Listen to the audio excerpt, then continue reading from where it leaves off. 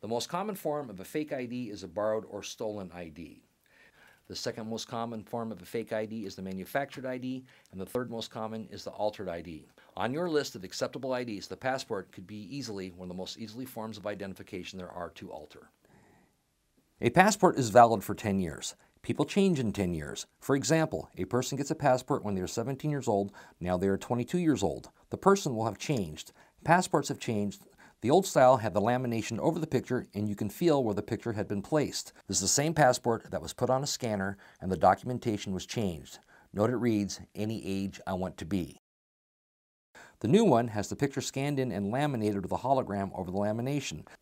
Here's an example of the U.S. passport card. When someone uses a passport for ID, simply ask them for a second piece of ID. In fact, anytime you have questions on an ID, the first thing you should ask for is a second piece of ID. That would be anything with their name on it. You would prefer something with their name and photo on it, such as a student ID, an employee ID card, a bank card, etc. One thing should draw a red flag is if when you request a second piece of ID and the guest immediately responds with, "I don't have one."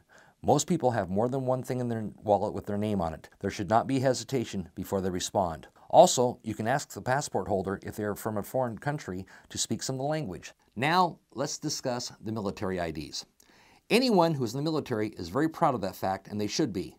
There's a good chance that they will show you their military ID. There are a couple of different styles. This style of military ID comes in different colors. You'll see a lot of pink ones and tan ones, as well as a blue one and a gray one.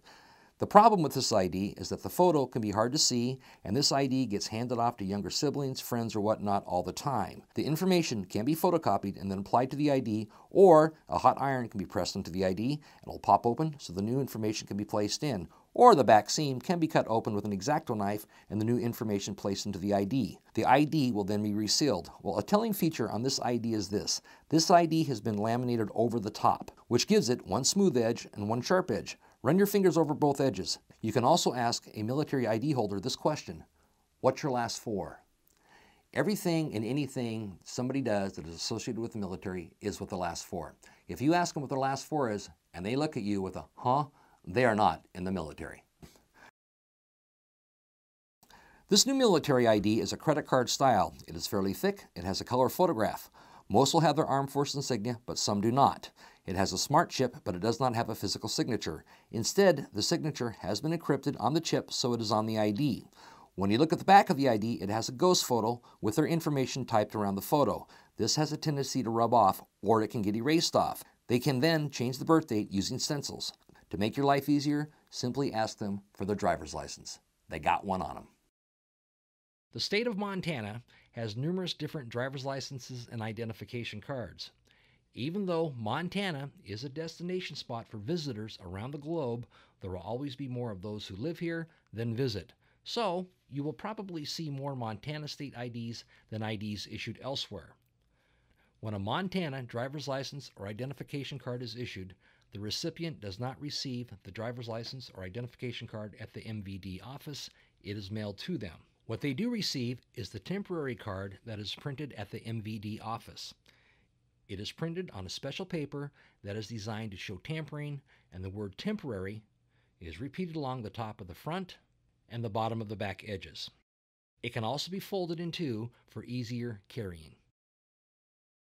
The temporary paper identification and temporary paper driver's license issued by the Motor Vehicle Division is only good for 30 days from the date of issue.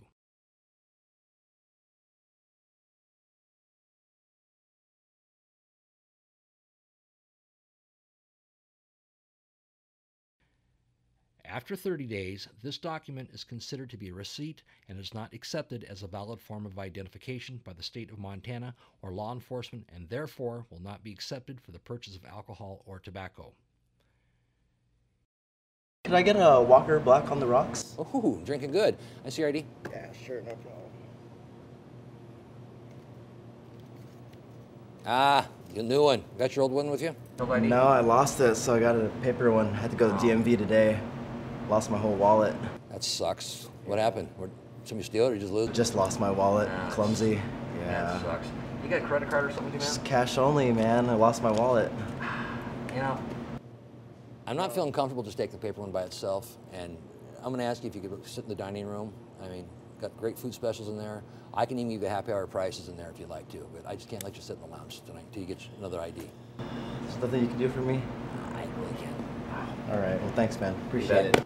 Remember, tell the waitress that you get the happy hour prices. Okay, thanks. Thanks, dude.